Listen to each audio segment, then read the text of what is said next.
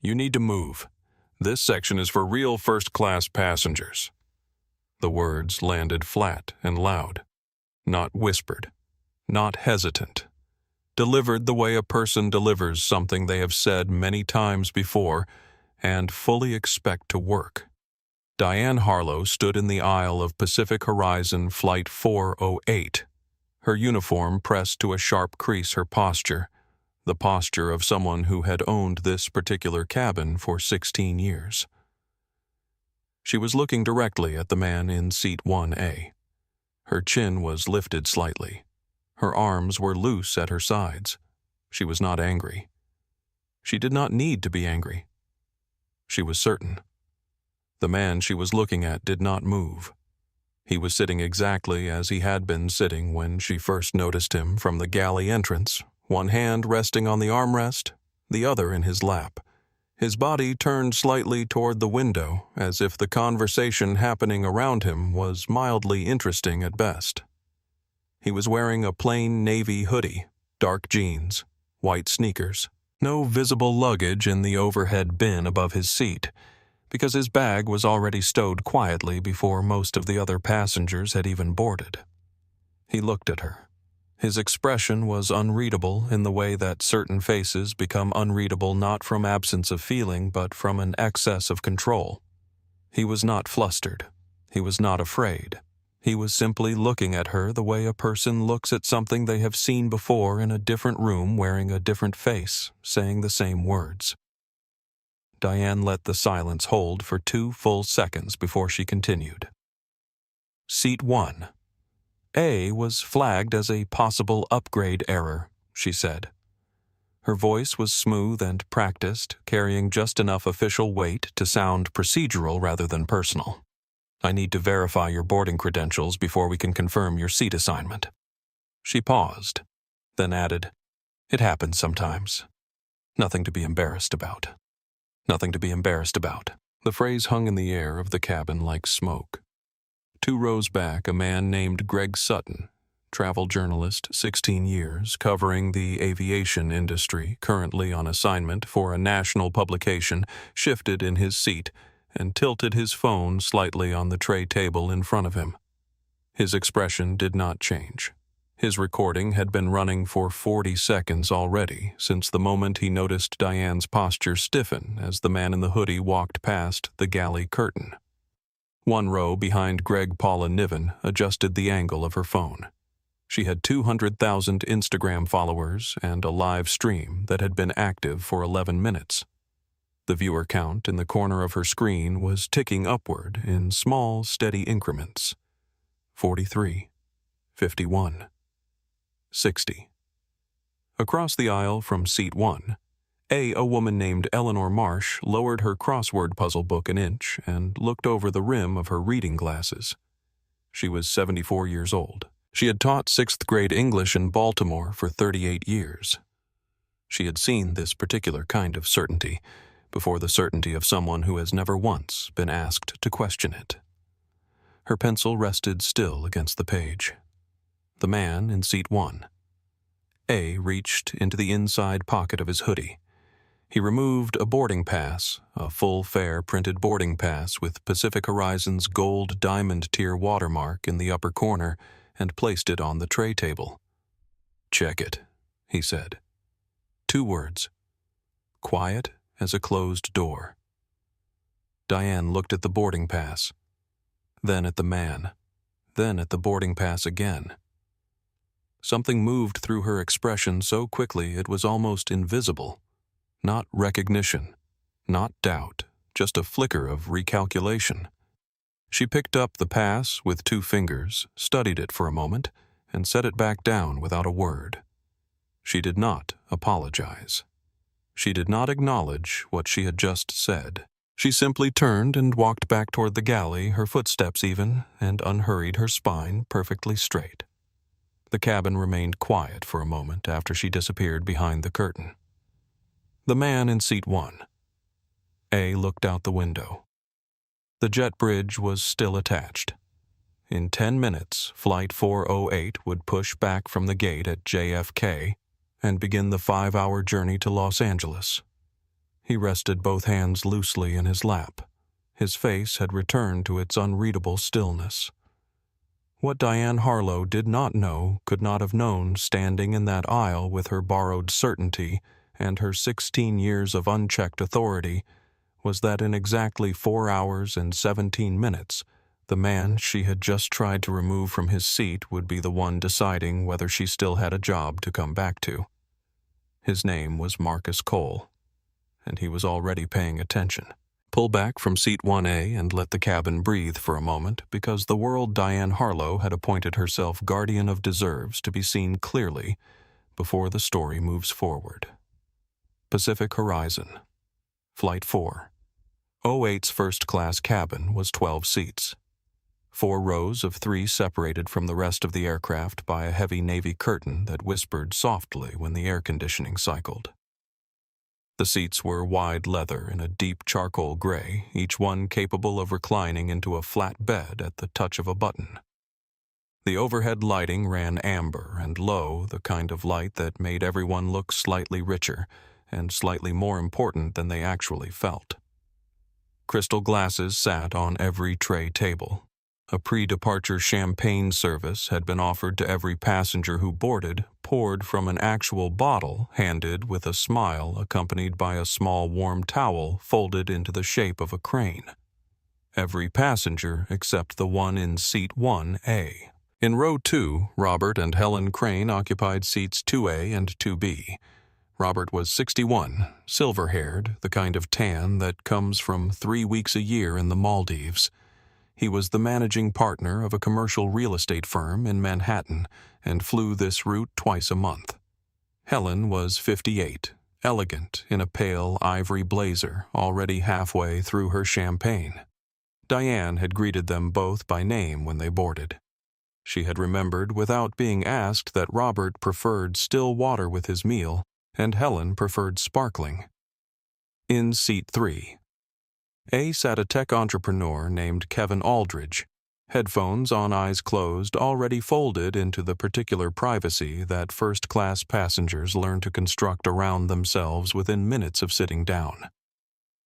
He had not noticed Marcus. He had not noticed Diane's exchange at seat 1A. He would notice both of those things later, but only after the fact, and only because he had been shown a clip on someone's phone. In seat 3, B sat Paula Niven, laptop open, phone propped at a careful angle on the window ledge beside her. Paula ran a lifestyle and travel blog with a following large enough that airlines occasionally offered her complimentary upgrades in exchange for posts. She had declined the upgrade offer for this specific flight. She had paid for the seat herself, because she had learned that paying for things gave her the freedom to say whatever she wanted about them. She was 38 years old. She had not planned to film anything on this flight. But she had been watching the boarding process the way she always watched things, with a professional awareness that something worth documenting had a particular texture, and the exchange at seat 1A had that texture from the first syllable. In seat 2C, directly across the narrow aisle from Marcus, sat Greg Sutton. Greg was 44, a travel journalist who had spent 16 years writing about the aviation industry from the inside labor dispute service standards, the invisible hierarchies that governed who got treated how on any given flight. He had once written a 6,000-word piece on the psychology of uniform authority, the way a pressed jacket and a practiced tone could convince both the wearer and the observer that certain decisions were procedural rather than personal.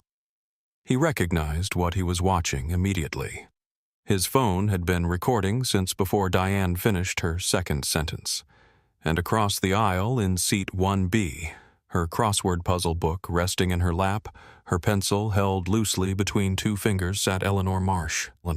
Eleanor had flown commercial aircraft approximately twice a year for the past 40 years. Always to visit her daughter in Los Angeles, always in whatever seat she could afford, which had sometimes been first class when the fares aligned and sometimes been a middle seat in the last row above the engines. She carried no preference between the two. What she carried instead was the particular observational precision of a retired schoolteacher, the ability to read a room not by what people said, but by the gap between what they said and how they said it. She had identified the gap in Diane's voice within seconds of the first sentence. She looked at Marcus after Diane walked away. She did not say anything. She simply looked at him the way you look at someone when you want them to know that at least one other person in the room saw exactly what just happened. Marcus did not look back, but something in the set of his shoulders acknowledged the look. A small, almost imperceptible relaxation, the kind that comes from not being entirely alone in a room that has just decided you do not belong. The cabin had resettled by the time the jet bridge detached and the captain's voice came over the intercom with the standard welcome and weather update for Los Angeles. Warm bread smell drifted from the galley. Robert Crane received a second champagne. Helen Crane received a small, warm blanket retrieved from the overhead storage with a smile and a practiced lean. In seat 1, the tray table had not been touched. The champagne glass remained empty. No bread roll had been placed. No warm towel had appeared. Marcus sat with his hands in his lap and looked out the window as New York City fell away beneath the aircraft and the ocean spread wide and flat below them, gray-green in the early afternoon light. He did not press the call button. He did not flag anyone down. He waited with the patience of someone who understood that the most important evidence is always the evidence that collects itself. Greg Sutton's phone camera was still pointed at the general vicinity of seat 1A, casually, naturally, the way a journalist's attention naturally orients toward the thing worth documenting. Paula Niven's viewer count had reached 340. Eleanor Marsh had returned to her crossword, but her pencil had not moved in 4 minutes. And somewhere behind the galley curtain, Diane Harlow was refilling Robert Crane's champagne glass and telling Helen that the lamb was particularly good on today's service and that she would make sure to personally bring it out the moment they reached cruising altitude. The cabin hummed at 35,000 feet, polished and perfect and warm in its amber light. But in seat 1A, the smell had not yet arrived. That was still 4 minutes away, and when it did, nothing in this cabin would remain exactly as it was. But before we get into what happens when that tray arrives and what Marcus does in the quiet minutes after, I want to ask you something directly. Have you ever walked into a room and felt someone decide before you said a single word that you did not belong there? Not because of anything you did, not because of anything you said, just because of how you looked, what you were wearing, the space you were choosing to occupy. If that has ever happened to you, I want you to drop your city in the comments right now. Tell me where you are watching from, because this story is about to go somewhere that a lot of people have felt in their bones, and you deserve to know that the person you are watching it with has felt it too. And if this opening stopped you, if the moment Diane Harlow said those words and Marcus Cole placed that boarding pass on the tray table made something in your chest go tight, hit subscribe and give this video a like. Because what happens in the next 4 hours on Flight 408 is going to stay with you. We are going to go back now to where this really started. Not to the boarding gate, not to the aisle, but to the man himself. Who he is, how he got here, and why. When Diane Harlow decided to make him feel small, she had chosen possibly the worst person on the aircraft to try that with. Let us go back to the beginning of this flight, and pay attention to the details because every single one of them matters before this story ends. Marcus Cole had boarded Flight 408, the way he boarded every flight alone early and carrying less than most people expected. One leather laptop bag, slim and dark brown, worn at the corners in the way that expensive things get worn when someone actually uses them. A paperback novel, a history of post-war logistics infrastructure in Southeast Asia, tucked under his arm. A boarding pass for seat 1A that he had purchased at full fare 3 weeks earlier, not with points, not through a corporate travel account, not on an upgrade. Full fare. His own card. He was 41 years old, 6 feet tall, lean in the way that comes not from a gym but from a life that has not slowed down enough to let anything settle. His navy hoodie was a plain cut, no logo, no brand, the kind of garment that cost more than it looked because someone had made it carefully out of material that held its shape after washing. His dark jeans were straight cut, no distress clean. His white sneakers were immaculate in the way that required either obsessive care or a very recent purchase. His watch was the only object on his person that told any story at all. A simple face, small numerals, a strap in alligator leather the color of dark tobacco. The kind of watch that costs as much as a car and says absolutely nothing to anyone who does not already know to look for it. He did not look like a man worth watching. That was entirely intentional. Marcus had been dressing this way plainly quietly in clothes that communicated nothing about the content of his bank account since the morning 11 years ago when he arrived at a Chicago investor meeting in a tailored suit and watched 3 of the 4 men at the table look straight through him for 90 seconds while waiting for someone they considered worth their attention to walk through the door. He had been that someone. He had been standing directly in front of them. The suit had not helped. So he had given up suits as a professional strategy and replaced them with something more useful: patience. He moved down the jet bridge at JFK with the unhurried steps of a man who has no reason to rush and no desire to perform. A small nod to the gate agent who returned his boarding pass with a practiced smile. A brief pause at the cabin door where a flight attendant named Tom Briggs, 29 years old, uniform, crisp expression of practiced welcome already assembled, looked at Marcus and said, before Marcus had spoken a single word, "Economy is back that way, sir." Marcus held up his boarding pass. Tom looked at it. His expression did not change, but the quality of his smile shifted from the warmth of greeting to the efficiency of processing. "Right this way," he said. His voice had lost the warmth entirely by the second word.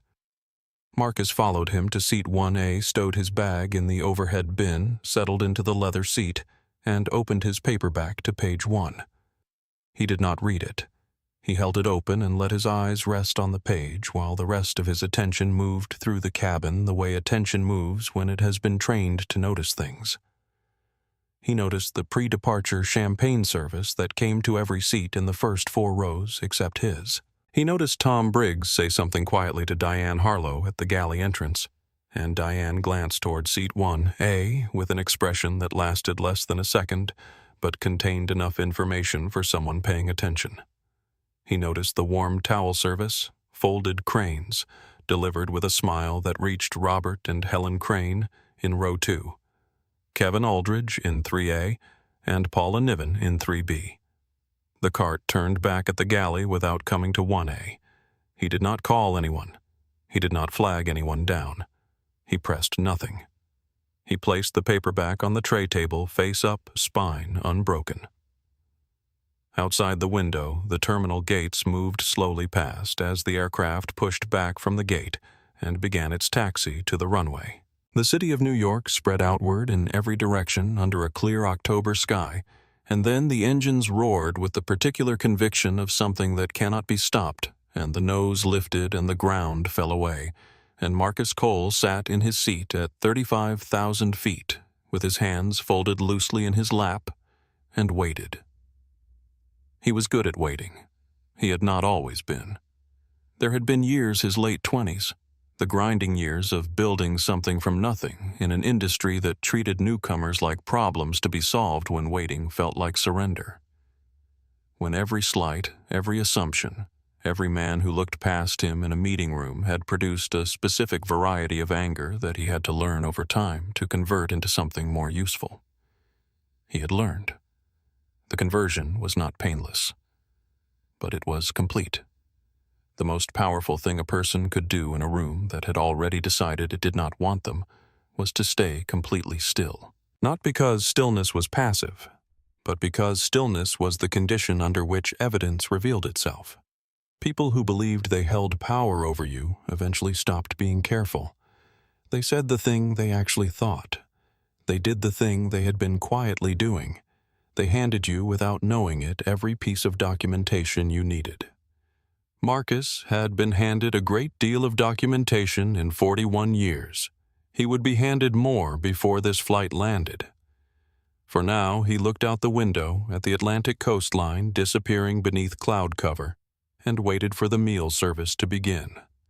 He had a flight to Los Angeles, a merger meeting at 9 in the morning, and approximately 5 hours in which the only thing he planned to do was observe. He was, it turned out, about to observe something worth the full 5 hours. The meal service began 40 minutes into the flight, somewhere above the gray shimmer of the mid-Atlantic coast. Diane Harlow worked the cabin from front to back with the fluid efficiency of someone who had done this particular performance thousands of times. She moved between rows with a kind of warm authority, not the warmth of someone who was naturally warm, but the warmth of someone who had decided a long time ago exactly which passengers earned it and had stopped reconsidering the list. Robert Crane received his lamb with a personal delivery. Diane set the plate in front of him with both hands, lifted the dome with a small flourish, and described the preparation, herb-crusted with a port wine reduction and roasted fingerling potatoes with the fluency of someone who genuinely enjoyed the knowledge. Robert said, "Wonderful." Diane said she hoped so. The exchange lasted nearly a minute, and it was real. Helen Crane received her sea bass with the same care and a brief mention that the chef this month had come from a Michelin-starred kitchen in Lyon. Helen looked genuinely pleased. Kevin Aldridge's headphones were tapped gently before his tray was placed. His preference confirmed with a single question, his champagne topped without being asked. The tech entrepreneur nodded thanks without looking up from his laptop screen, and Diane gave him the slightly smaller smile, appropriate for someone who was not going to reciprocate but whose ticket had still been paid for. Paula Niven received her tray with a smile and a comment about the wine pairing. Greg Sutton, 2 rows back from Marcus, received his meal with efficient pleasantness, no flourish, the correct temperature, the correct order. Then Diane moved to seat 1A. The warmth did not disappear dramatically. It did not switch off with any visible gesture or obvious change of expression. It simply was not there.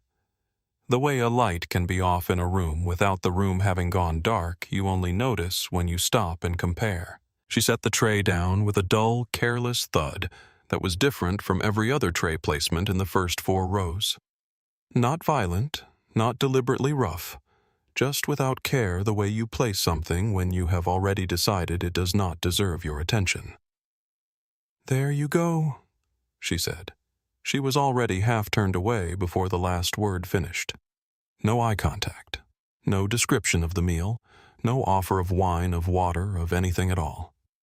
The tray sat on the table in front of Marcus like something deposited rather than delivered. Marcus looked down at it.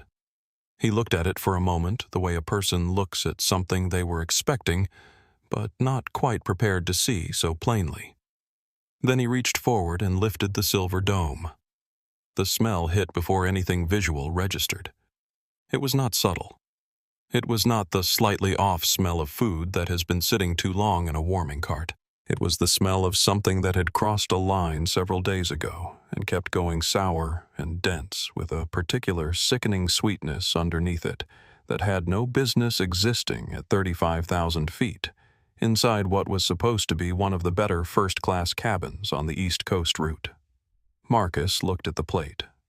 The chicken that had been meant to be herb-roasted was a dull, flat gray, not the gray of something overcooked, but the gray of something that had progressed past every stage of safe consumption and arrived at something biological.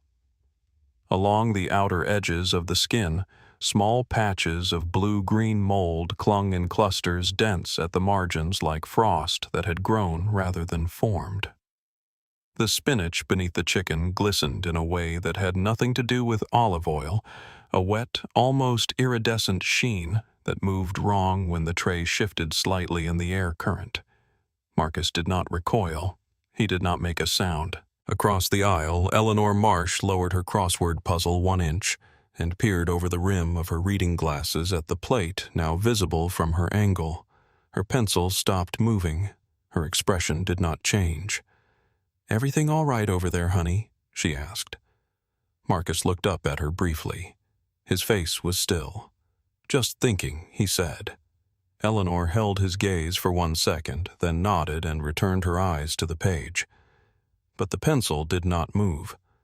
In row 2, Robert Crane was saying something to Helen about a meeting in San Francisco next week. Kevin Aldridge's headphones pumped whatever he was listening to through both ears. None of the other passengers had yet noticed the tray. But in 2C, Greg Sutton had turned his phone a fraction of an inch and was watching the scene at 1A with his peripheral vision and his full attention. Marcus reached for his phone. Not the call button, not the flight attendant's signal above his seat. His phone. He was calm. His hands were completely still as he unlocked the screen. He held the phone over the tray and took the first photograph tight close the dome off and the plate fully lit by the soft cabin overhead light. The mold was unmistakable in the image. The gray-green clusters caught the amber light and looked almost luminescent, which made the image more powerful than he expected. He took the second photograph wider, pulling back until the frame included the tray, the seat number placard on the wall beside the window, and the corner of his boarding pass still sitting on the edge of the tray table. The seat number was clear. The diamond tier watermark on the boarding pass was clear. The plate was clear.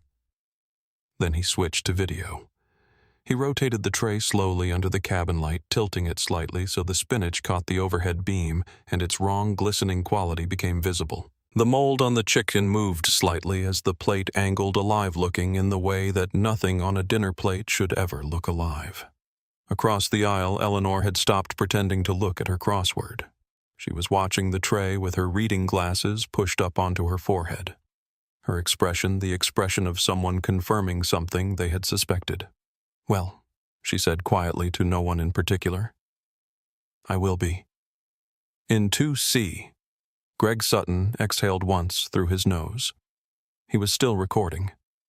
Paula Niven had glanced over from 3B. Her viewer count had just passed 600. She angled her phone without moving her head. Marcus stopped recording.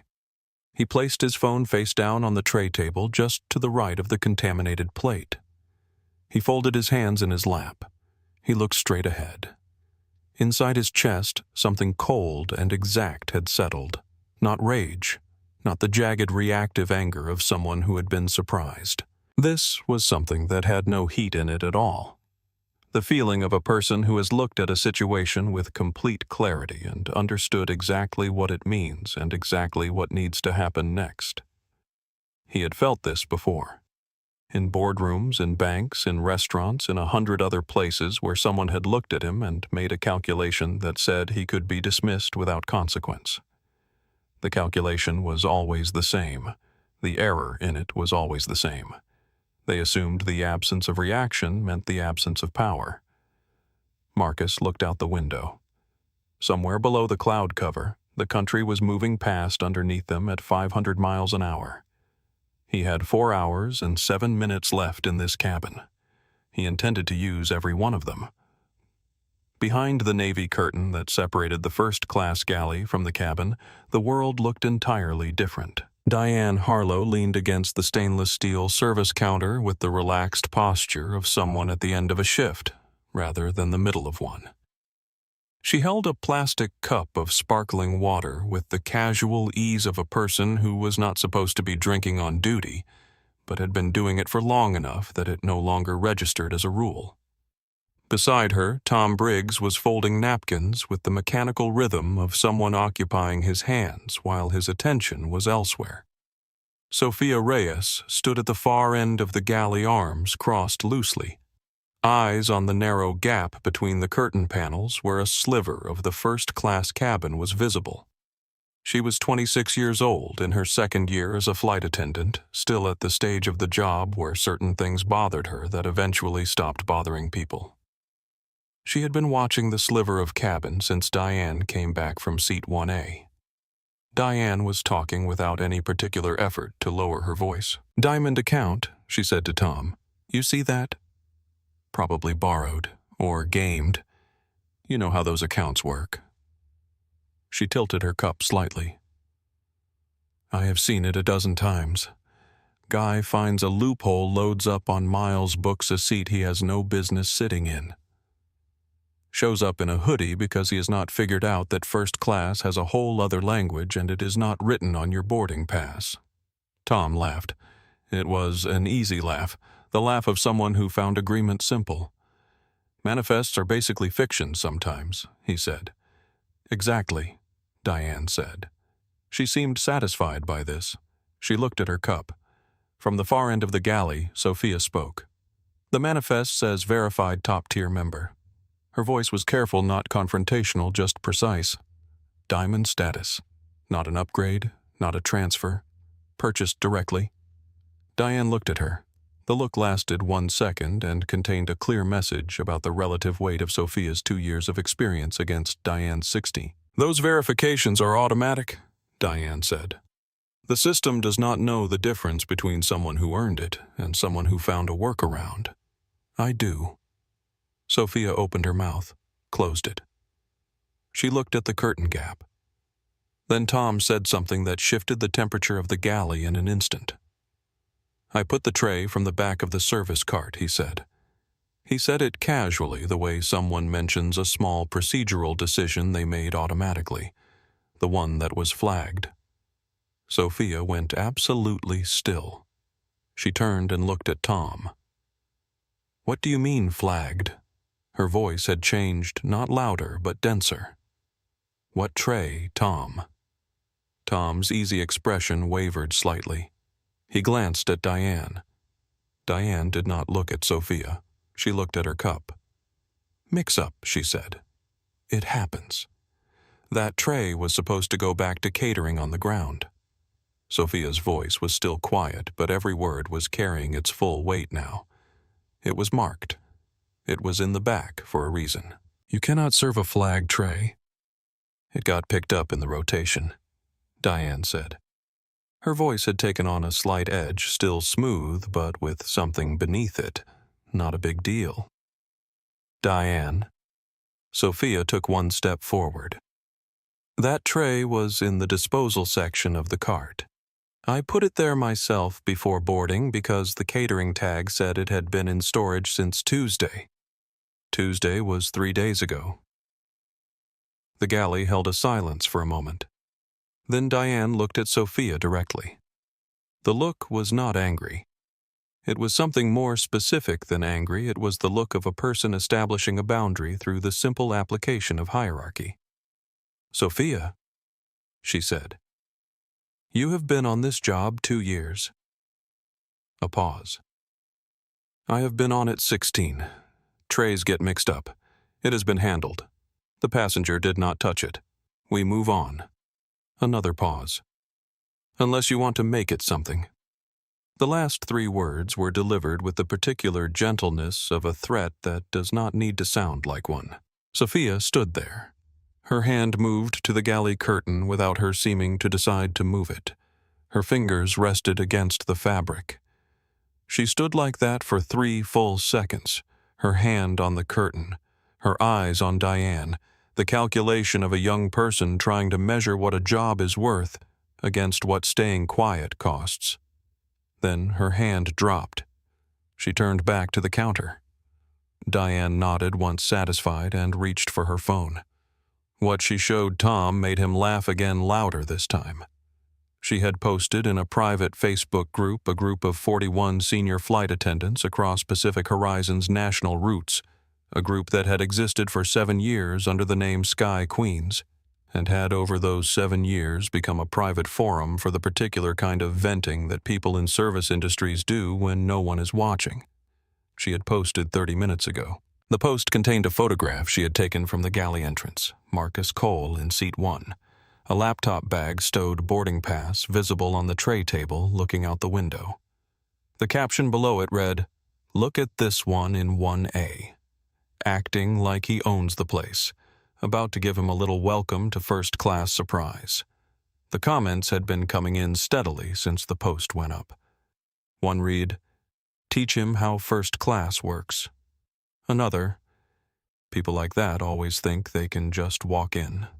A third, give him the special service D. Several laughing emojis. Several people tagging each other. Tom read the comments and laughed again. Diane scrolled through them with a small, satisfied smile. She did not notice that Sophia at the far end of the galley had turned slightly away from both of them and was looking at the curtain again. She did not notice the expression on Sophia's face, the expression of someone storing something carefully, the way you store something you know you will need to take out later.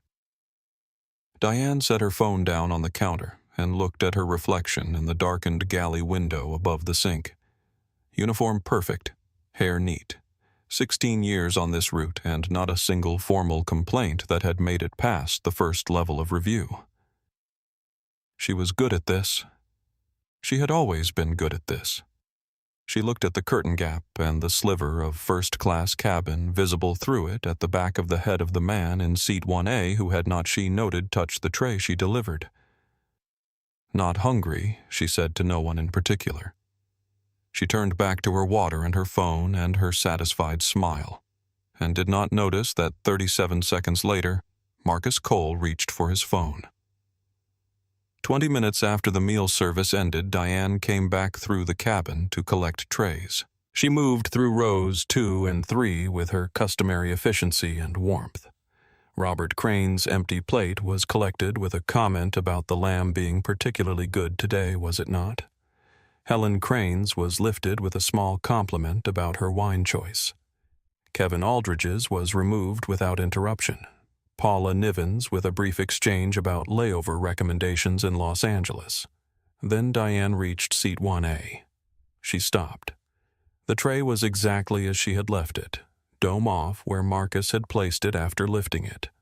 Plate untouched. The smell had diminished, slightly diluted by the recycled air of the cabin system, but it had not disappeared entirely. To someone standing directly over the tray, it was still perceptible.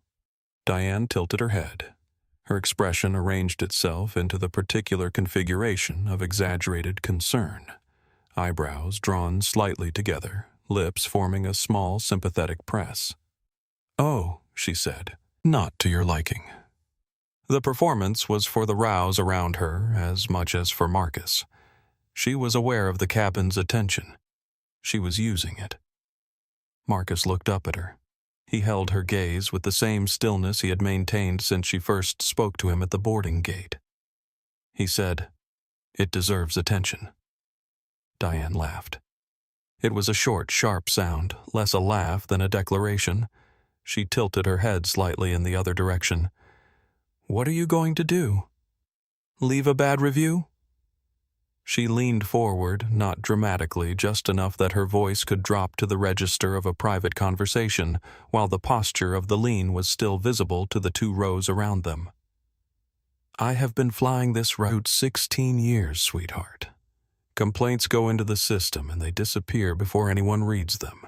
That is just how it works." 2 seats away, Greg Sutton had his phone fully out, now no longer angled directly recording. Robert Crane glanced over his shoulder from row 2. Eleanor Marsh had set her crossword book face down in her lap. Marcus watched Diane for a long moment. His expression remained unchanged. Then he reached for his laptop and opened it. The screen glowed softly. Diane straightened. She picked up the tray with one hand, the contaminated plate, the evidence, all of it, and turned away. "Enjoy the rest of your flight," she said brightly and walked back toward the galley. She did not look at what she was carrying. She did not think about what she was carrying. She thought about the comments on her Facebook post and the sound of Tom's easy laugh and the 16 years that told her this was fine, that it was always fine. In row 2, Greg Sutton exhaled once through his nose and lowered his phone to continue recording at a more natural angle. He had what he needed. More was coming. 30 minutes passed. The cabin settled into the quiet of mid-flight. Meal service fully finished. Lights dimmed slightly, the low murmur of a few ongoing conversations and the soft sounds of people watching movies on small screens. Then Diane came through the cabin again. There was no service reason for this pass. The tray collection was done. The next service cycle was still 40 minutes away. She was walking through for the purpose of walking through. It was the walk of a person who has decided to confirm something. She stopped at seat 1A. Marcus was reading or appearing to read. The paperback was open on the tray table. "You know," Diane said pleasantly. She pitched her voice at the level of a friendly observation, something casually dropped and easily withdrawn. "In all my years on this route, passengers who do not fit tend to figure it out on their own eventually." She smiled, a small, patient smile. "Just thought I would save you the trouble. Passengers who do not fit." The words sat in the recycled air of the first-class cabin for a moment in that particular way that certain sentences sit not immediately processed by everyone who heard them, but absorbed, stored, felt before they were fully understood. Marcus looked up from the book. He looked at her with an expression that was not anger, not embarrassment, not the reaction she was calibrating for. It was something quieter and more complete than any of those, the expression of a man who has heard every version of this sentence across 41 years of his life and no longer needs to translate it. "I fit exactly where I am sitting," he said. 4 words, no heat in them, no invitation for argument. Diane's smile held. She let the words exist without responding to them, which was its own kind of response, the dismissal of someone who has decided they have already won the exchange. "Of course," she said pleasantly, and turned and walked away. The exchange had lasted 9 seconds. In seat 3, B. Paula Niven's viewer count had just crossed 8,000 people watching live. Her phone had captured the lean, the expression, the particular warmth that appeared when Diane addressed other passengers and vanished when she addressed Marcus. It had captured Diane's words not perfectly, not every syllable, but enough. The clip was 43 seconds long. She had already trimmed it in her head. She had not decided yet whether to post it during the flight or wait until she landed. She would not end up waiting. In seat 2, C. Greg Sutton was typing notes on his phone below the camera window with his thumb. He had been a journalist for 16 years, and he had a particular instinct for knowing when a story had moved past incident and into something that would require an editor's attention. This story had made that move during the first exchange at boarding. What he had just witnessed in the cabin, the 2 separate passes, the specific language of passengers who do not fit the visible contrast between the warmth directed at row 2 and the absence of it at seat 1A, had moved it past that again. He opened his email app. He did not send anything yet. He waited because journalists who sent things too early occasionally missed the better ending. Eleanor Marsh across the aisle had reopened her crossword book, but the pencil was still. She was looking at Marcus with the expression she had been assembling across the last hour, the expression of someone who has been watching something unfold with the knowledge of how it ends, and who is waiting only for the rest of the room to catch up. Marcus looked out the window. The country spread below them under a high, thin layer of cloud, flat agricultural land stretching to the horizon, perfectly gridded, perfectly still from this altitude. He placed the paperback on the tray table. He opened his laptop. The screen came up. He navigated to his email with 3 keystrokes. He paused, looked out the window for one more moment. Then he began to type. The engines hummed their steady note. The cabin had settled into the deep quiet of a flight past its midpoint. Most passengers asleep or inside their screens, or their private thoughts, the overhead lights at their lowest amber, the galley curtains still. Marcus looked at the blank email draft on his laptop screen. He did not type immediately. He looked out the window at the clouds below and let his mind go somewhere it had not been in a while. Newark, New Jersey, 14 years ago. He was 27 years old. He was running a 4-person freight brokerage out of a rented office on the 2nd floor of a building above a dry cleaner on Market Street. The office smelled faintly of cleaning solvent and old carpet, and the particular kind of hope that lives in small spaces where people are working very hard on something not yet proven. There was a second-hand desk, 2 metal folding chairs for clients, a whiteboard with numbers written in red that kept getting replaced by bigger numbers in blue as the months went by. He had just won his first major contract. Eastridge Distribution out of Chicago, a regional logistics player with a fleet of 63 trucks and a reputation for being difficult to negotiate with. The contract was worth $2.4 million over 3 years. It was the largest number Marcus had ever said out loud in a sentence that began with I. He had said it out loud to the empty office the evening after the award letter arrived, just to hear what it sounded like. It sounded right. It sounded like the beginning of something. He had booked a flight to Chicago for the signing. Economy, middle seat, red-eye. He had a clean white button-down shirt in his carry-on that he planned to change into in the airport bathroom before the meeting. He had a leather portfolio with the contract terms printed in 12-point font. He had a pen. He was ready. He fell asleep somewhere over Pennsylvania and woke up somewhere over Ohio to find that the seat beside him, which had been empty at takeoff, was now occupied. The man who had taken it was named Don Pratt. Marcus would learn this later after the meeting.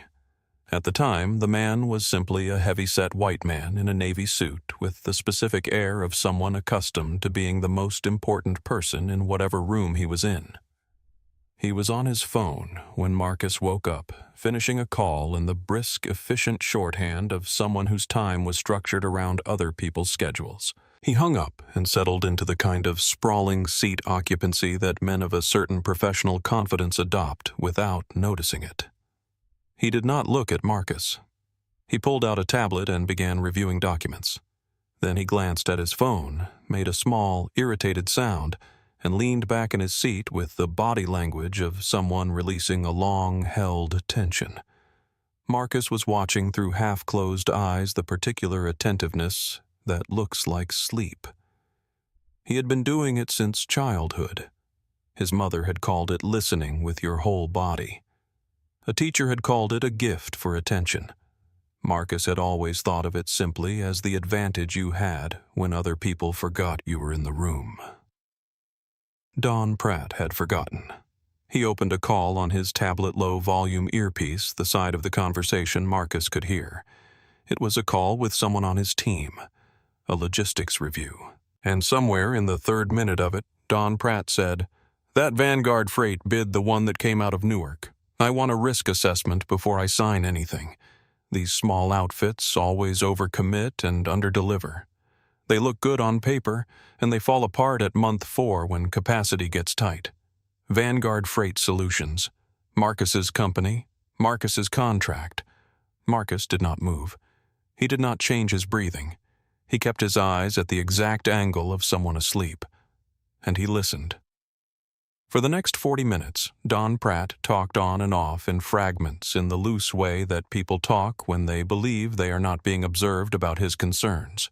About the risk of a new partner, about capacity doubts about infrastructure, about the specific failure modes he had seen small freight operations fall into. He was not wrong about most of them. He was describing the exact vulnerabilities Marcus was already working to address. Marcus reached into the seat pocket and found a cocktail napkin. He found a pen in his shirt pocket. He wrote in small, precise handwriting every concern Don Pratt mentioned. He wrote them in the order they were mentioned. He added 2 that Don had danced around without quite saying, the ones that lived in the gaps between Don's sentences, in the hesitations in the particular word choices of a man thinking out loud about risk. He folded the napkin and put it in his shirt pocket. In Chicago, he changed into the white button-down in the airport bathroom. He took a cab to the Eastridge offices. He rode the elevator to the 14th floor and walked into the conference room where Don Pratt was already seated, surrounded by 3 members of his team. Don Pratt looked at Marcus and did not recognize him. Then the flicker, the recalibration, the specific expression of a person realizing they have been in the same place as someone without knowing it. "You were on the plane," Don said. "Yes," Marcus said. He sat down, opened the leather portfolio, and placed the cocktail napkin on the conference table between them. Smoothed it flat with 2 fingers. Don Pratt looked at the napkin, then at Marcus. Marcus said, Everything you are worried about is on that napkin. I have addressed the first 4 already. I will have plans for the last 3 in your inbox before end of business Friday. You can sign today or you can wait for Friday. Either way, I want you to know that I heard you." Don Pratt stared at the napkin for a long moment. Then he looked at Marcus with a different expression than the one he had been carrying, not the expression of a man being pitched to, but the expression of a man who had just recalibrated something. He signed. That cocktail napkin was framed today on the wall of Marcus's office in Vanguard Freight's headquarters in Newark, not behind his desk, not in the place of obvious pride, but on the wall beside the door, where he saw it every time he left. Not as a trophy. As a reminder. The reminder was not about winning. It was about what happens when you stay quiet and pay attention while other people believe you are not worth watching. 14 years later, at 35,000 feet above the American West, Marcus Cole let the memory settle and looked at his laptop screen. The blank email draft waited. He had been paying attention for 3 hours. He had 4 photographs and a video on his phone. He had watched Tom Briggs's easy laugh and Diane Harlow's 16 years of certainty and Sophia Reyes's hand on the curtain and the growing clip count on Paula Niven's phone and the steady red light on Greg Sutton's recording. He had been in this situation before in different rooms with different people carrying different amounts of authority. The error was always the same. They assumed that because he had not reacted, nothing was happening. He looked out the window one last time. The desert was below them now, red-brown and ancient, stretching in every direction. He turned back to the screen and began to type.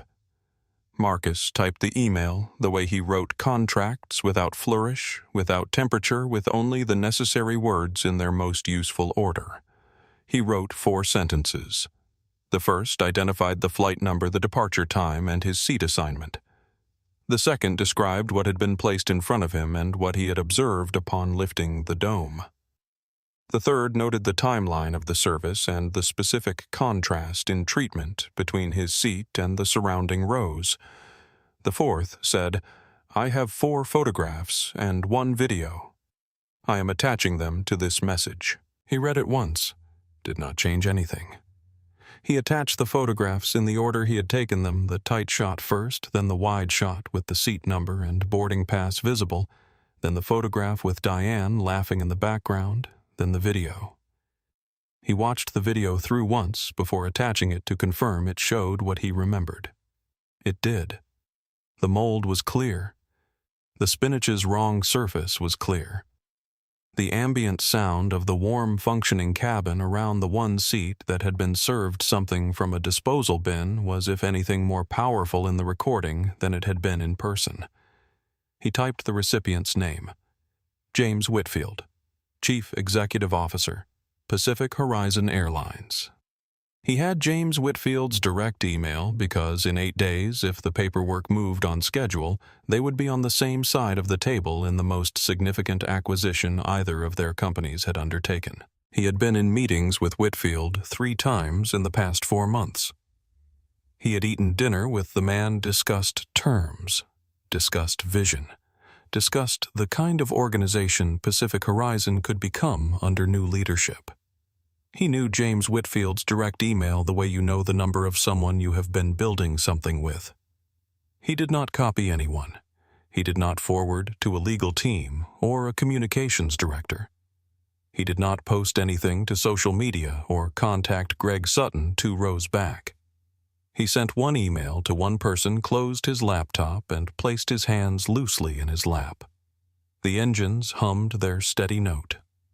Across the aisle, Eleanor Marsh was watching him over the rim of her reading glasses with the unhurried attention of someone who has learned that the most interesting things happen slowly. Writing a novel, she asked quietly. Marcus almost smiled. It was the nearest thing to a smile he had produced in 5 hours. Something like that, he said. Eleanor studied him for a moment. There was no pity in her expression, no alarm, Just the particular interest of someone who has seen a great many situations and knows which ones resolve themselves cleanly and which ones do not. You seem like a man who knows how things go, she said. Sometimes, Marcus said. My late husband was like that, Eleanor said. He called it the long view. Said if you could see far enough ahead, the present moment stopped being something you had to fight and started being something you just had to wait out. She paused. He was wrong about most things. That one he got right. Marcus looked at her. This time he let the almost smile complete itself, brief, genuine, the first fully human expression he had allowed himself since boarding. He sounds like he was worth listening to, Marcus said. Only on the important things, Eleanor said. She returned to her crossword. The pencil began moving again. Behind the galley curtain, Diane Harlow's phone buzzed with another incoming comment on the Facebook post. She glanced at it and laughed. She showed Tom. Tom laughed. Sophia Reyes at the counter opposite them did not laugh. She was making a decision she did not yet know she was making in the slow way that certain decisions form, not as a single moment of choice, but as an accumulation of discomforts that eventually outweigh the discomfort of speaking. She looked at the curtain gap. Then she looked at Diane, who had moved on to a different thread on her phone, still laughing. And Sophia looked back at the curtain and said nothing, and the minutes went by. 22 minutes after Marcus sent the email, his laptop chimed. He opened it. The reply was from James Whitfield. 3 sentences. Marcus, I am standing at gate 31 when your aircraft lands. Do not leave the jet bridge. James. Marcus read it once, then once more. His expression did not change. He closed the laptop and looked out the window. The Pacific Ocean was beginning to show on the western horizon, a thin gray line distinguishing itself from the clouds. You heard back, Eleanor said. Not a question. She had been watching. Marcus nodded. Yes, ma'am. Eleanor studied him for one moment. Good, she said, and returned to her crossword. In the galley, Diane Harlow put her phone down and straightened her uniform and checked her reflection in the darkened galley window. Perfect. She always looked perfect at this stage of the flight. 16 years had given her that. She looked at the curtain and thought about the man in seat 1A who had not touched the tray, and had not pressed the call button, and had not complained to anyone, and had, as far as she could tell, simply sat in his seat looking out the window for the last 3 hours. Checked out, she said to herself, with a small, satisfied nod, and turned back to her service preparation for the final descent. The aircraft was somewhere above the Nevada desert when the last light faded from the western sky and the stars became visible through the cabin window. Marcus was sitting in the particular stillness of someone who has already made their most important move and is now simply watching the board. His laptop was closed. His paperback was closed. His hands were in his lap. He was the calmest person in the first-class cabin of Pacific Horizon Flight 408, which would have seemed to anyone watching like the behavior of a man who had nothing at stake. The opposite was true. In the galley, Diane was relaxed. She had a half-hour before the pre-landing service cycle needed to begin. She refilled her water. She scrolled through her phone. The Facebook post had accumulated 41 comments, most of them the laughing alongness of a group that had been laughing along together for 7 years, and had lost any sense that there were limits to what they were allowed to find funny. Tom Briggs was wiping down the service counter with the automatic movements of someone running on routine. He really never complained. Tom said, not disapprovingly, the way someone says a curious fact. They never do, Diane said. That is the tell. The ones who know they do not belong go quiet. The ones who actually have standing make noise. She set down her cup. 16 years. I can read a first-class passenger in 30 seconds. Tom nodded. He believed her. She had never given him a reason not to. At the far end of the galley, Sophia Reyes was writing something on the notepad she kept in her apron pocket. She had been writing for several minutes. Diane had not noticed. Tom was facing the counter. Sophia was writing down what she had seen: the flagged tray, the service card, Tom's words and Diane's response, the timestamp from her phone, which she had checked at the exact moment she understood what the tray was. She was not sure what she was going to do with the notes. She was not sure she was going to do anything at all, but she wrote it down because a part of her that was not yet silenced believed that the things you witness deserve to be recorded even if no one reads the record. She folded the notepad page and slid it into the inside pocket of her uniform jacket. She looked at the curtain gap. Across the aisle from seat 1, Eleanor and Marcus were talking. The conversation had the quality of conversations that happen at altitude and late in flights lower than usual, more honest than usual, shaped by the particular looseness that comes when two people know they will not see each other again after this. 38 years, Eleanor said. 6th grade English, Baltimore Public Schools. I retired 4 years ago and I still wake up at 6:15 every morning because my body forgot to stop. Do you miss it? Marcus asked. The students, yes. Every day. The rest of it, she tilted her head less so. Schools are political places. There were years it was easier to get a child reading than to get the institution to care that they were not. She paused. You learn to work around what will not move. You find the part of the system that still has give and you push there. Marcus was quiet for a moment.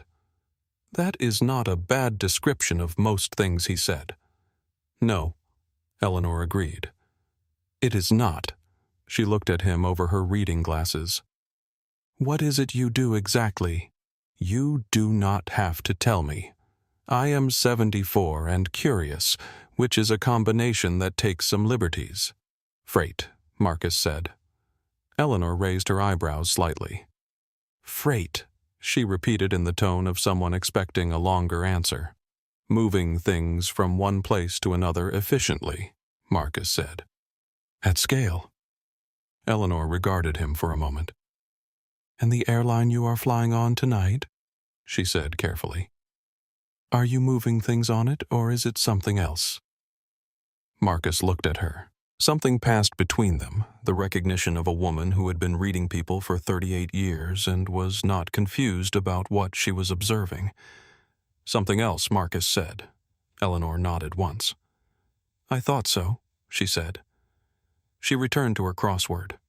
Paula Niven's live stream had grown. She had clipped the 43-second segment, Diane's lean her words, the visible warmth she directed at row 2 and the absence of it at seat 1A, and posted it to both her Instagram and her Twitter at the same moment 90 minutes into the flight.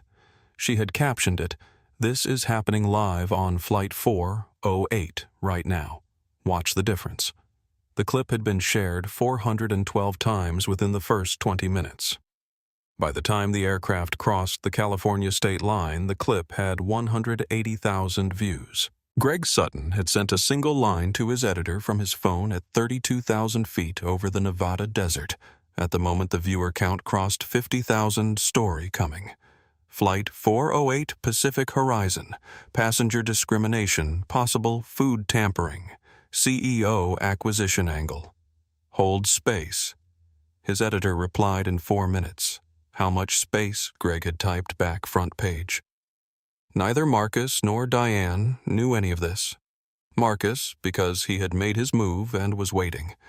Diane, because her phone was showing her only the closed garden of the Facebook group and the 41 comments from people who agreed with her, and she had not thought to check what was happening on the outside of that garden.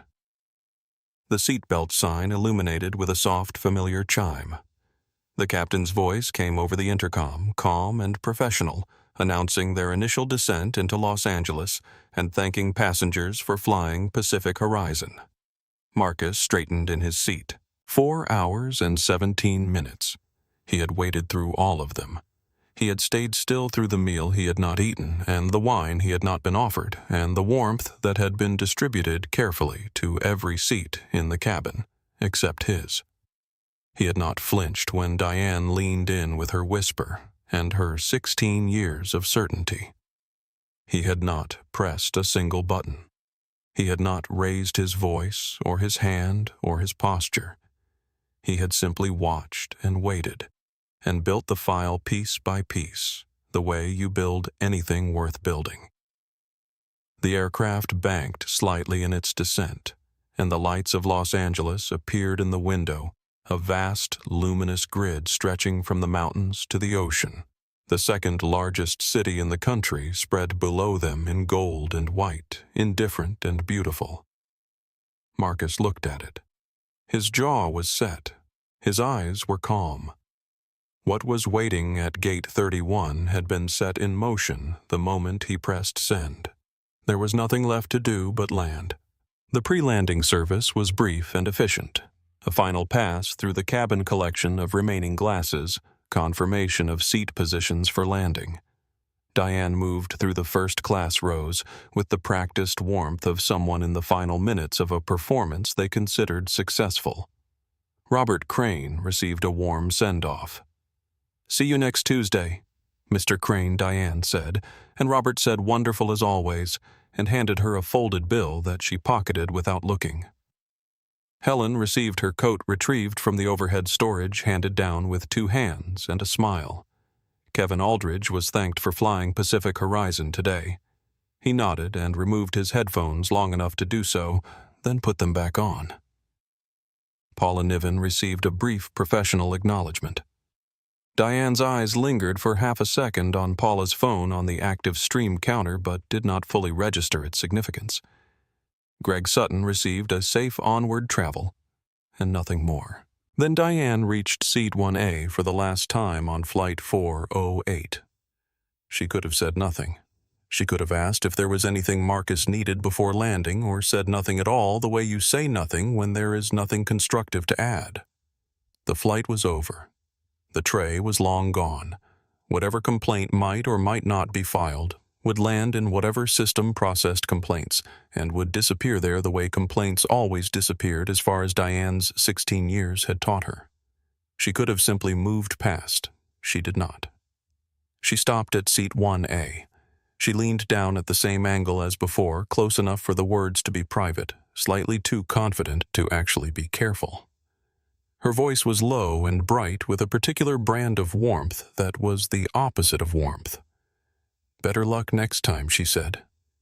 "Maybe wear something that tells people you belong. Just a thought." She straightened, smiled, and turned toward the forward galley. Marcus did not move for a moment. He sat completely still with the particular stillness that follows the delivery of the last piece of evidence you needed. She had handed it to him, just as she had handed him everything else. He reached for his phone and without urgency added a brief voice memo 23 seconds describing the comment, the time, the exact words. He did not need it. He had Greg Sutton's recording and Paula Niven's live stream and his own 4 photographs and video and James Whitfield's 3-sentence reply already waiting at Gate 31. But he documented it anyway, because that was how he had operated for 14 years, and he was not going to stop now. Across the aisle, Eleanor Marsh had closed her crossword book and tucked it into her bag. She looked at Marcus steadily. "She really has no idea, does she?" Eleanor said. It was not a question. "No," Marcus said. "She does not." Eleanor nodded once slowly, the nod of someone confirming what they already knew. "My husband would have said something about how the higher a person carries their certainty, the harder the landing tends to be." She paused. "He was talking about a kind of bird. But it applies." Marcus looked at her. "It applies," he agreed. The aircraft touched the runway at LAX with the soft chirp of rubber on asphalt and the brief, powerful roar of reverse thrust, that sensation of enormous momentum being asked to stop and stopping. Outside the window, the runway lights streaked past and slowed and settled into stillness. The engines wound down to a low idle. The seatbelt sign stayed on until the aircraft cleared the active runway and began its long taxi to the gate. Phones woke up around the cabin as signal returned. Passengers checked messages. Paula Niven looked at her phone screen and went very still for a moment. The clip she had posted 2 hours ago had 340,000 views. Her notifications were a wall.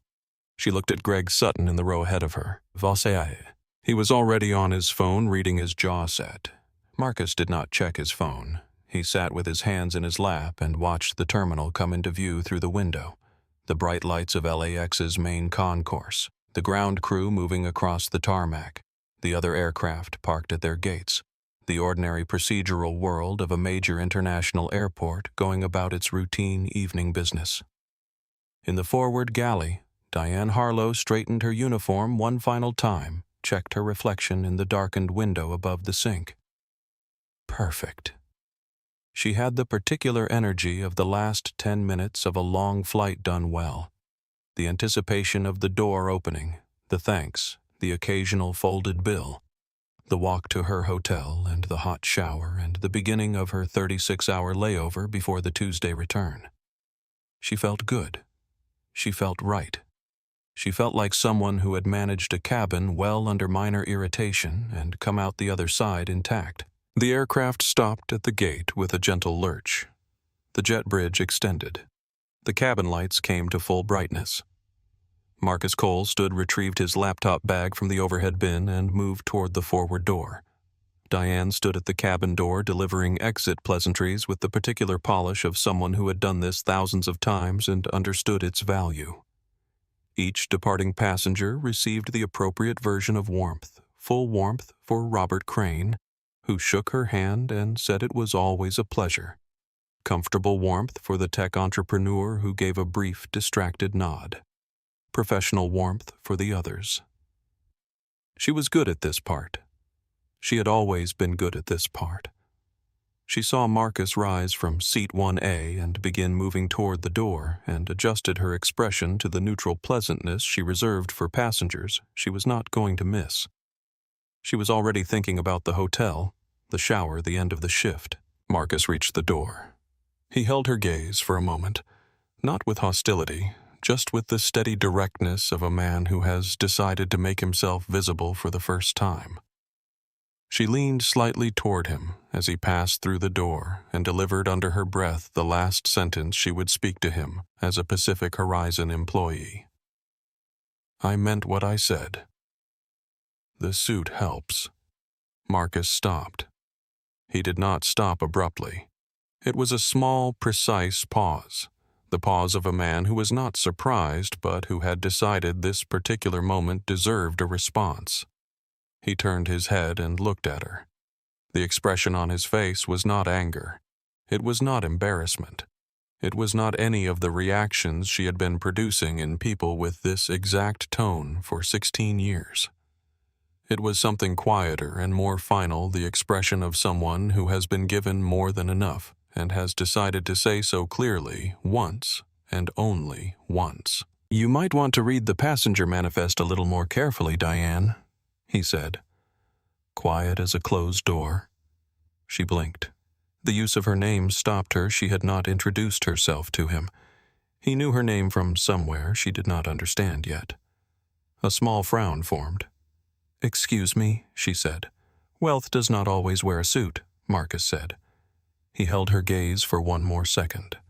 Then he stepped onto the jet bridge. Diane watched him go. The frown stayed. Something had shifted in the back of her, thinking a small cold draft from a door she had not known was open.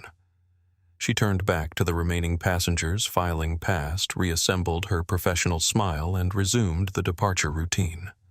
Then she heard the voices. They filtered in from the jet bridge, several of them male, low, carrying the particular quality of formal authority that does not raise itself because it does not need to. The kind of tones that did not belong in the ordinary jet bridge decompression of a completed flight.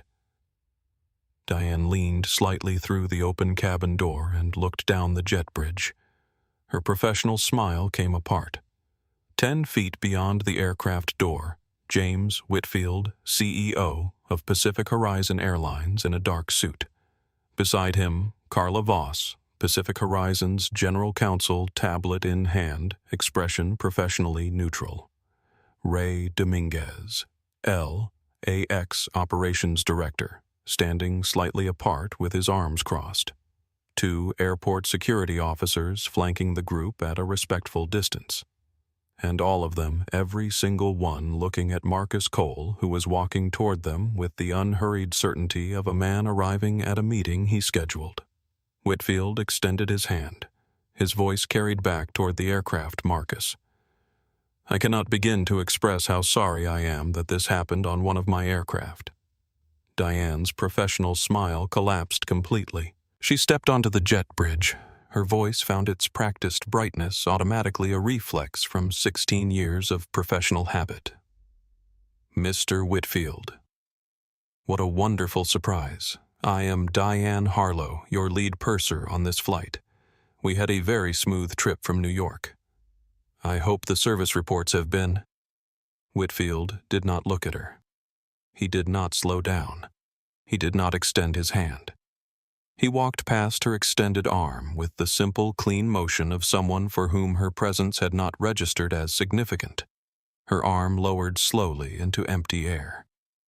The small death of that moment, her arm in the air unshaken, was observed by every person on the jet bridge.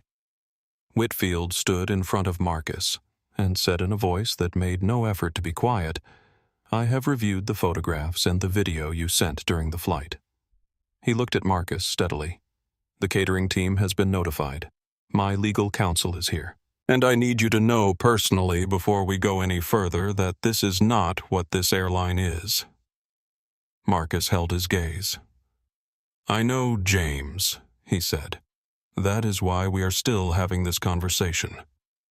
Whitfield exhaled, once the exhale of a man releasing 2 hours of private fury that had been building since he opened an email at his desk at Gate 31. Then he turned and looked at Diane Harlow for the first time. It was not the look of recognition. She had met Whitfield once at a company all-hands 3 years ago, and he had not remembered her. This was a different kind of look, the look of someone assembling a complete picture and finding it worse than they expected. Miss Harlow, he said. His voice had gone cold and precise. Diane straightened. Yes, sir. Her voice carried its professionalism like a shield. Tell me where the tray you served Mr. Cole originated. Diane's eyes moved fractionally. The catering delivery? The catering log for this flight shows no record of that tray. Carla Voss spoke without looking up from her tablet. Her voice was flat and informational, the voice of a woman delivering facts she has already confirmed.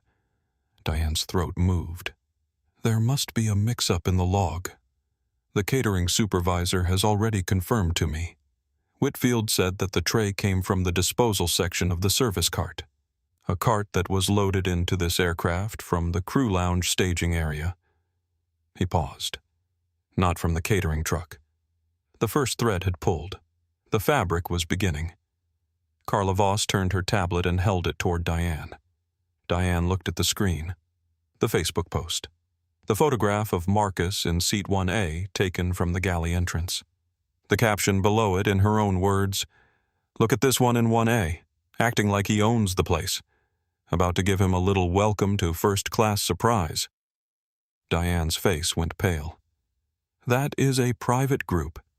You posted a photograph of a passenger in our first-class cabin, Whitfield said. His voice was still controlled, but the structure underneath it had become something else.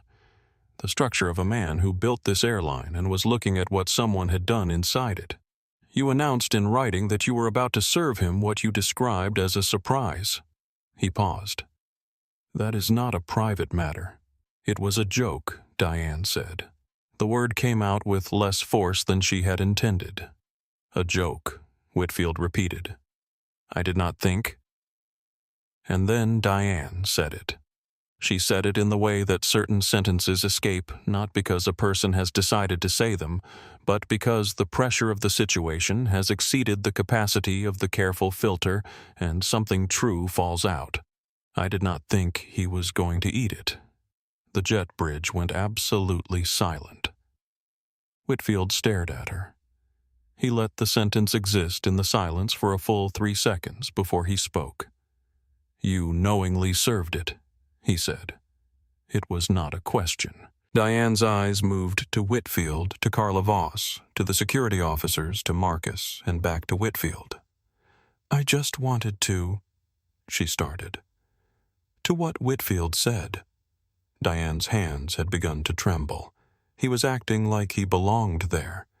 Her voice was dropping now, losing its professional architecture. "Sitting in 1A like he paid for his seat," Marcus said. The words were quiet. Utterly quiet. No anger in them. The quietness of a man who has spent 41 years watching this calculation happen and has run out of any feeling about it, other than a clear, cold clarity. Diane looked at him. "You know what I mean," she said. The words came out small and defensive and without any of the certainty she had carried for 16 years. How these what, Marcus said. She had no answer. The sentence she had started and left unfinished was hanging between them, the one that began "people like him." And it was already in the air without being spoken, visible to everyone on the jet bridge, the way something becomes visible when you almost say it out loud. Whitfield turned to the security officers. "Miss Harlow is suspended from duty, effective this moment." He turned to Carla Voss. "Log everything. To Ray Dominguez. Secure the galley trash and catering materials from this aircraft before it is turned." You cannot just Diane's voice rose slightly, the rise of someone who has lost the floor and knows it. 16 years. I have union protection. Union protection does not apply in cases of willful endangerment of passenger safety, Carla said without looking up from her tablet. What does that mean? Diane's voice cracked. It means Carla said your employment ended when you placed that tray on the seat. The security officers stepped to either side of Diane. Not forcefully. They did not touch her. They simply positioned themselves, the quiet, professional positioning of people who have done this before and understand that proximity is usually enough. Diane looked at Marcus. Her voice dropped to something that was not quite desperate but was moving toward it. You set me up. Her eyes were searching for anger, for guilt, for anything human she could use. Marcus looked at her steadily. His expression was not triumphant. It was not even satisfied. It was the expression of someone who has been in this hallway before, in a different building with a different person, and has long since stopped expecting it to feel like anything other than necessary. You served the food, he said. 3 words. Nothing more. And then he turned and walked down the jet bridge toward the terminal, his laptop bag over one shoulder, his footsteps unhurried, his back straight. Behind him, the security officers began guiding Diane Harlow toward the terminal building. Her heels made a sound on the metal floor, uneven, each step a little less certain than the last. The private airport lounge off Concourse B had the particular quiet of a room that has been emptied quickly. A few chairs, a long table, a window looking onto the south runway where aircraft moved in the yellow-orange glow of the field lights. James Whitfield stood near the window with a glass of water he had not drunk. Carla Voss sat at the table tablet, open notes accumulating in the quiet rhythm of someone who processes crisis through documentation. Ray Dominguez leaned against the far wall with his phone to his ear. Marcus sat in one of the chairs with his laptop bag on the floor beside him and his hands resting loosely on the table. A knock came at the lounge door. Carla looked at Whitfield. He nodded. She opened it. Sophia Reyes stood in the doorway. She was still in her uniform. Her hat was in her hands. She had removed it somewhere between the aircraft and this room and was holding it with both hands, in the way people hold things when they need something to hold. Her posture was straight, but the straightness cost her something visible. She had asked 3 different airport employees for directions to the Pacific Horizon Operations Suite before finding someone who knew where Carla Voss was. She had not been sent. She had come on her own. "I am Sophia Reyes," she said. "Flight 408, junior flight attendant." Her eyes moved to Marcus briefly, then back to Whitfield. "I need to tell you what I saw." Whitfield studied her for a moment. "Sit down, Ms. Reyes," he said. She sat. She told them everything. The tray in the disposal section of the service cart, she had placed it there herself before boarding after reading the catering tag that said it had been in storage since Tuesday. Tom's casual mention of having used it. Diane's response mix-up, not our problem. The instruction to stay quiet. Sophia's own hand on the galley curtain, the 3 seconds she had stood there, and the choice she had made to let the curtain fall. When she reached that part, her voice did not waver, but her hands tightened on the hat in her lap. "I should have said something then," she said. She looked at Marcus directly. "I am sorry I did not." Marcus held her gaze. His voice was quiet and without judgment. "You were saying something now," he said. Something in Sophia's posture released not completely, but enough. She nodded. Then Carla Voss turned her tablet and placed it in the center of the table. On the screen was Paula Niven's clip, the 43-second segment that had, in the hours since it was first posted, accumulated beyond what any of them had expected in a single flight's duration. The view counter read 340,000. The share count below it was still climbing. Whitfield watched the clip. He watched it once completely without expression. Then he set the tablet down and looked at the window. "How long until the press is outside?" he asked Dominguez. Ray lowered his phone from his ear. "They are already at Terminal 4, he said. 3 outlets that I know of. Probably more within the hour." Whitfield nodded. He looked at Marcus. The look contained something complicated, the look of a man trying to hold several things at once. Responsibility, embarrassment, respect, a specific kind of exhausted honesty that tends to emerge in the first quiet hour after a crisis. "I need to ask you something," Whitfield said, "and I want you to know before I ask it that I will respect whatever answer you give." He paused. "The merger meeting is at 9 tomorrow morning. After tonight, if you need more time, if you need to pause or reconsider, or—" "The meeting is at 9, Marcus said. His voice was steady, not rushed, not defensive, simply certain the way he had been certain about most things since he had learned to convert his anger into something more useful. Whitfield exhaled. "I was not sure you would say that." Marcus looked at him. "You built something worth buying, James." He paused. "One bad employee does not change the arithmetic." Another pause, and this one carried weight. "But the culture that kept her untouchable for 16 years does. And that changes on day 1. Whitfield held his gaze. "Then tomorrow we begin," he said. They sat for a moment in the quiet of the room while the sound of the airport continued its indifferent business beyond the window. Somewhere in the terminal, a distant announcement played and vanished. An aircraft on the south runway powered up and lifted away. Then Carla Voss's phone buzzed.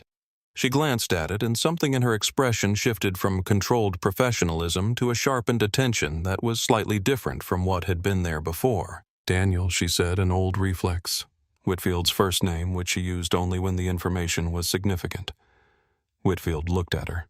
She placed the phone on the table. "The Facebook group," her voice was precise. "We have been pulling the membership list and comment archive. 41 members, senior flight attendants across 7 Pacific Horizon bases." She paused. The post about Mr. Cole had comments from 23 of them. Encouragement, instructions, several people tagging each other with laughing emojis. Whitfield went very still. 23 senior employees, Carla said, saw a photograph of a passenger being targeted for contaminated food service and responded with encouragement. The room absorbed this. Sophia Reyes looked at her hands. Marcus looked at the window. Outside, another aircraft was beginning its taxi to the runway. A full flight passengers settled in, trusting something. "That is not a personnel issue," Marcus said quietly. "That is a pattern." He turned back to the room. "It means anyone in that cabin who looked the way I look has been navigating the same thing probably for years with no record and no recourse." Whitfield pressed his hands flat against the table. "That ends," he said. His voice had reached a register that Marcus had not heard from him before. Not the CEO voice, not the investor meeting voice. Something more fundamental. "Whatever it takes to end it. Starting tomorrow." Sophia looked up. Her eyes were clear, whatever she had been carrying since the galley having found somewhere to land. "Does that mean she started?"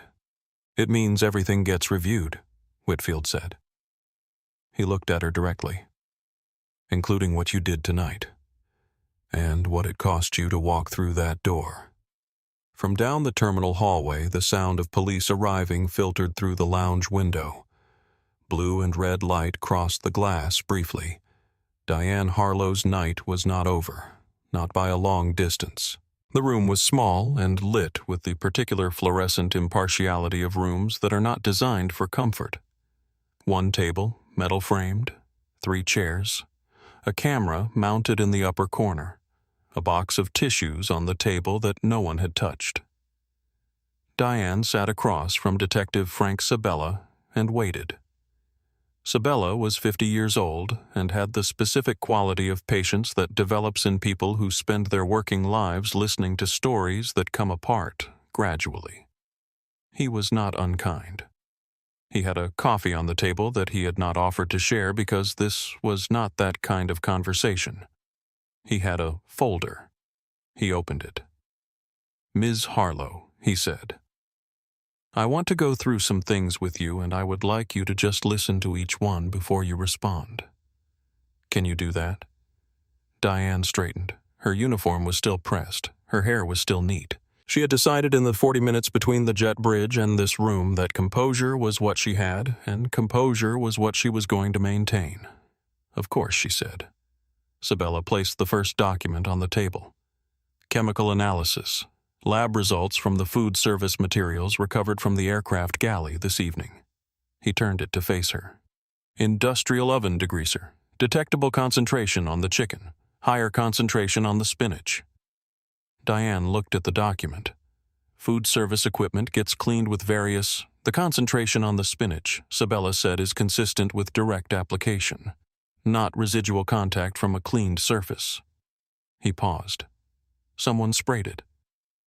Diane's jaw tightened. "That does not mean I was the one." Sabella placed the second document. "Fingerprint analysis. The degreaser bottle recovered from your crew locker at JFK this afternoon." He turned it. "Your prints on the trigger. Your prints on the bottle body." "I use that bottle for cleaning," Diane said. "It is part of my kit. That is completely normal." "Of course," Sabella said. He nodded once, agreeable, and placed the third document. "Security camera footage from JFK crew lounge staging area. Time stamped 16:47, approximately 2 hours and 20 minutes before your flight boarded." He turned his tablet and played 12 seconds of footage. Diane watched herself on the small screen, entering the crew lounge, moving to the service cart at the back of the room, opening the disposal section, removing a tray. Her hands were efficient and practiced. She had not looked around. She had not hesitated. The confidence was unmistakable, the confidence of someone who believed completely that this action was without consequence. The footage ended. Diane looked at the table. "That tray needed to be confirmed, disposed of," she said. Her voice was careful now, each word chosen. "I was checking it." Sabella said nothing. He opened the next item in the folder. A printed page. The Facebook post. The photograph. The caption. The 23 comments. He placed it on the table without speaking and let Diane look at it. Diane's eyes moved across the comments. Her hands were very still in her lap. Private group, she said. Her voice had lost its professional texture. People vent in private groups. That is completely separate from Sabella tapped one specific comment. This one, he said. Reads, if he gets sick before the meeting, the whole deal stalls. Worth a thought. He looked at her. That is not venting. That is information that was not publicly available. Diane said nothing. The acquisition, Sabella said. Vanguard Freight acquiring Pacific Horizon. The meeting is tomorrow at 9. That information was confidential. It was not released to any media, not internally communicated to cabin crew. He paused. How did a member of your Facebook group know about it? Diane was looking at a point somewhere to the left of Sabella's shoulder. He placed the fifth document. Bank transfer records, 12 transactions over 4 years. Regular, small enough to seem unremarkable in isolation, large enough to accumulate to something significant. Omni Freight Consulting, Sabella said. Registered in Delaware. Primary shareholders tracked to a logistics holding company that competes directly with Vanguard Freight in the Northeast Corridor. He looked at her. $3,000 last month. Same amount the month before. Diane's breathing had changed. The inhales were shallower. The exhales slightly longer. I do not know anything about that company, she said. Sabella nodded. Then maybe you can help me with something else. He reached to the side of the table where a small digital recorder sat. He pressed play. 14 seconds of audio from the JFK crew lounge staging area. The camera had sound. Nobody in the staging area had thought to consider that. Diane's voice, speaking to someone off frame. That is the Vanguard CEO. He is on the manifest for 4:08. If he lands feeling bad enough to reschedule the meeting, gets pushed. That is all I am saying. A pause, then a second voice, younger male. How bad are we talking? Diane's voice flat and certain, bad enough to need a hotel room instead of a boardroom. The recording ended. The room held its silence. Diane was looking at the table. Her hands, which had been still in her lap, had moved to the edge of the table, gripping it at the corners. That was taken out of context, she said. Sabella pressed stop on the recorder. Ms. Harlow, he said. He leaned back slightly in his chair with the patient posture of someone who has arrived at the central point and intends to stay there quietly until it resolves. I want to ask you something, and I want you to think before you answer. He paused. Did you understand before you served that tray that the chemical on the spinach could cause serious physical harm if ingested? Diane's mouth opened. Closed.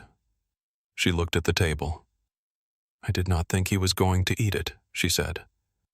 For the third time tonight, those words.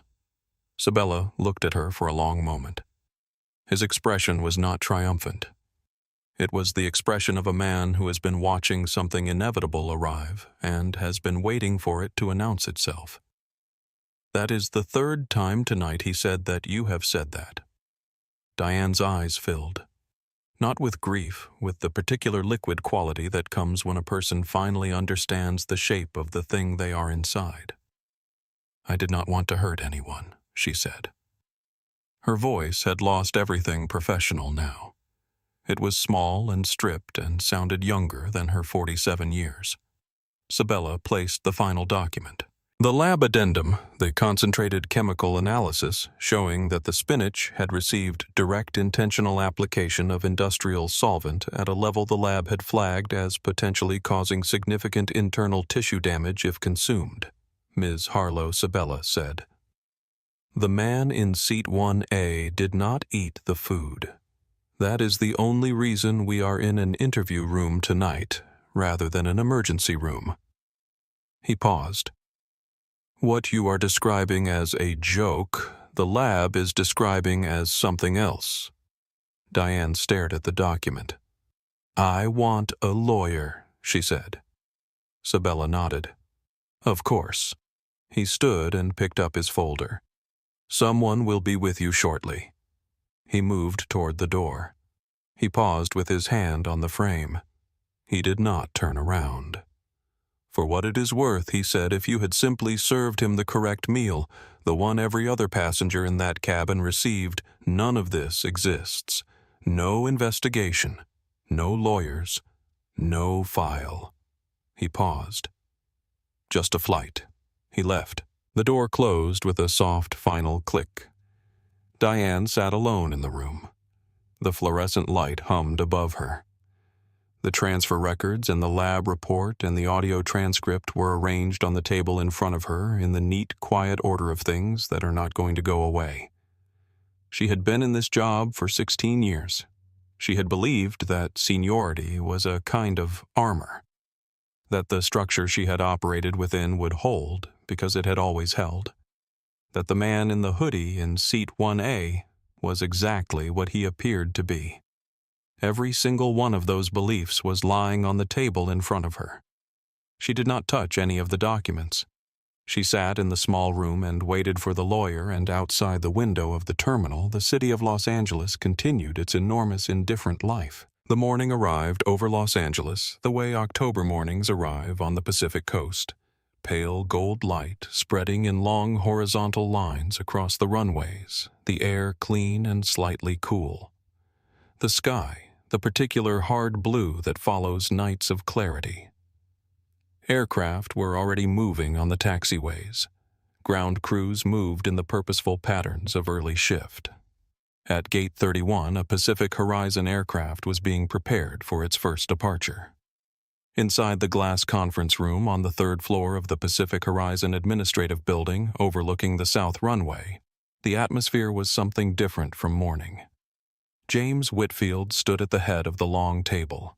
11 board members were seated, some with coffee, some with folders, some with the particular expression of people who had been awake for most of the night following news alerts and had not found what they had hoped for in any of them. At the far end of this table, in a dark charcoal suit with a white shirt and no tie, sat Marcus Cole. The hoodie that had been the beginning of everything was gone. The authority it had carried was still in the room, expressed differently.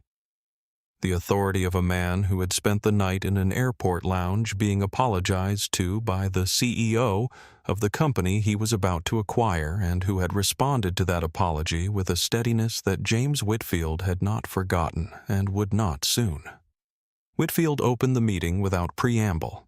He presented the events of the previous evening in the order they had occurred: the tray, the chemical analysis, the Facebook post, the audio from the JFK staging area, the financial transfers linking a senior Pacific Horizon employee to a competitor company. He presented it the way he had decided at 3 a.m. in the airport lounge that it needed to be presented completely, without softening, without the management language that turns failure into a learning opportunity. The room listened in silence. Then Neil Forsyth spoke. Forsyth was 58 years old and had been on the Pacific Horizon board longer than any other member. He was not unintelligent. He was not malicious. He was the particular kind of institutional voice that develops in organizations that have been operating successfully for a long time and has internalized the protection of that success as a kind of moral position. He leaned forward with his hands flat on the table and said carefully, with respect, "Mr. Cole, what assurance can this board have that proceeding with the acquisition following this incident is not a way to use the situation as leverage in the final negotiation terms?" The room did not move. Whitfield looked at Forsyth. Marcus looked at Forsyth. He let the question sit for a moment, not the uncomfortable sitting of someone searching for an answer, but the deliberate sitting of someone who wants the question to be fully present before he responds to it. "None," Marcus said. Forsyth blinked. "If you need assurance that I am not leveraging last night's events," Marcus said, "then this deal is not right for either side. Assurance is not what I am offering." He paused. "What I am offering is accountability for what happened on that aircraft, for the conditions that allowed it to happen repeatedly for at least as long as that Facebook group has existed. Another pause. Starting with this room this morning. He stood. He moved to the window. Below, on the south runway, a Pacific Horizon aircraft was completing its pushback. The engines came to life with their particular conviction, and the aircraft began its slow taxi toward the active runway. Marcus watched it for a moment. "That aircraft is full of people," he said. The room was completely quiet. "Most of them do not know my name. Most of them know nothing about what happened last night on this carrier. They bought a ticket and sat down and trusted someone to take care of them." He turned back toward the table. "One of your employees decided that one of those passengers did not deserve that care. She made that decision based on what he was wearing, and 16 years of operating without consequence told her it was safe to act on it." He looked at the board members one at a time, taking a moment with each. "My question for this room is not whether you want to proceed with the acquisition. My question is whether you are willing to build something that actually deserves the trust of every person who steps onto one of these aircraft, regardless of what they are wearing, regardless of where they are sitting, regardless of any of the calculations that Diane Harlow made in that galley." He returned to his seat. He opened the folder on the table in front of him. Inside were documents his team had prepared not overnight in response to the incident, but over the previous 4 months as part of the acquisition due diligence. He had been planning this regardless. The events of the previous night had simply made the conversation easier to have. Every complaint filed against Pacific Horizon cabin crew, in the past 10 years, he said, reviewed by an independent third-party team. Not the internal review process that has been handling those complaints into disappearance, but an independent team reporting to the new ownership. He placed the first document on the table. Every employee who appears in that Facebook group with active membership and documented participation in the content targeting passengers. Reviewed, evaluated, consequences applied according to what the review finds. He placed a second document. A new division. Culture and safety. Not a training seminar, not a quarterly meeting. A standing division with its own budget, its own reporting structure, and its own authority to act. He paused. Every crew member at every base in a rolling program over 18 months goes through it, starting with new hire orientation, which is rewritten from the beginning. He looked at Whitfield. The new CEO of this airline as of close of business tomorrow, if the board votes to proceed, will be someone who has personally experienced what it looks like when these standards fail. He paused. That gives it a different weight than a memo. Neil Forsyth, who had been listening since his question with the particular attention of a man recalibrating, said quietly, "What does it start with? Before the division, before the reviews, what is the first thing that changes tomorrow?" Marcus looked at him. "The first thing that changes," he said, "is that nobody who works for this airline is untouchable. Not for a year, not for 5 years, not for 16. He paused. "Longevity is not a substitute for basic human decency. It has never been. This airline will stop operating as though it is." Forsyth held his gaze. Then he looked at his hands, then at the table. Then he nodded a slow, deliberate nod that was not agreement with a position, but with a reality that had been made impossible to avoid. "Then I move to vote," Forsyth said. The vote was called. 11 members. 11 in favor. The acquisition of Pacific Horizon Airlines by Vanguard Freight Solutions would proceed. Outside the window, the aircraft that had been taxiing reached the runway threshold and paused. The engines spooled up to their full departure sound, that sound of enormous controlled power being asked to produce lift from nothing. And then the aircraft moved and accelerated, and the nose rotated up, and it left the ground. Marcus watched it climb, watched it bank slightly west over the ocean, and continue upward until it was a small silver point against the hard blue California morning. "Then let us begin," he said. 3 weeks after Pacific Horizon. Flight 408 landed at LAX. An envelope arrived at Sophia Reyes's apartment in Burbank with Pacific Horizon's new corporate letterhead at the top. She read it standing in her kitchen in her off-duty clothes, coffee going cold on the counter, morning light coming through the window at the angle that made the apartment look larger than it was. The letter confirmed her promotion to lead flight attendant on Pacific Horizon's flagship route effective the first of the following month. It was signed by the new head of the Culture and Safety Division, a position that had not existed 4 weeks ago. The letter was 2 paragraphs. The second paragraph read, "This promotion reflects not the absence of fear, but the presence of conscience. Moral courage is a qualification. You demonstrated it. That matters here." Sophia read that paragraph 3 times. She folded the letter and put it on the refrigerator with a magnet shaped like the California state outline that her mother had given her the day she got her flight certification. She looked at it for a moment. Then she poured her cold coffee down the sink, made fresh, and went to pack her uniform bag for the early shift. Diane Harlow's federal case resolved 5 months after the flight in a courtroom downtown. The conviction came on the food tampering charge and on a separate charge related to the financial arrangement with Omni Freight, an arrangement that, when fully documented by investigators, showed a 4-year pattern of information sharing that a federal judge described in sentencing as a deliberate effort to use a position of trust as a commercial tool. Omni Freight's parent company settled separately in civil court.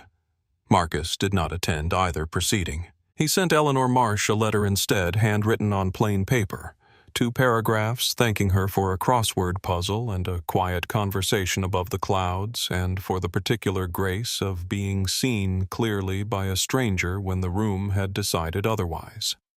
Eleanor wrote back. Her letter was 1 paragraph. It said, "I knew from the moment you did not touch the food. Guilty people eat. Patient people wait. You were waiting from the second you sat down, and I have been teaching long enough to know what that kind of patience is made of. Safe travels. Mr. Cole, I hope the next flight is easier."